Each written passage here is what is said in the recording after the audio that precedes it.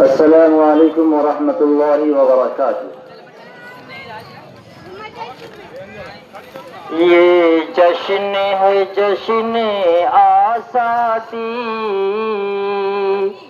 इस जश्न का जब दिन आएगा, इस जश्न का जब दिन आएगा,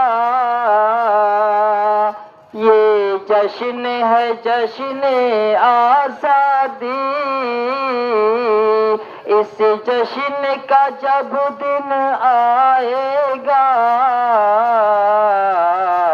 हाथों में तिरंगा लेकर हर कोई यहाँ लहराएगा।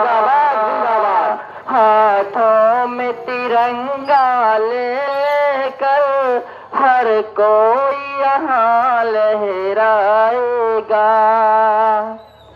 ये प्यार का एक गहवारा है, ये सबकी आँख का तारा है, ये देश हमारी धड़कन है, हर जर्रा यहाँ का प्यारा है। ये हिंदू मुस्लिम ईसाई, ये हिंदू मुस्लिम ईसाई और सिख भी यही बतलाएगा। हाथों में तिरंगा लेकर हर कोई यहाँ लहराएगा। हाथों में तिरंगा लेकर हर कोई यहाँ लहराएगा। मस्जिद में अज़ान भी होती है,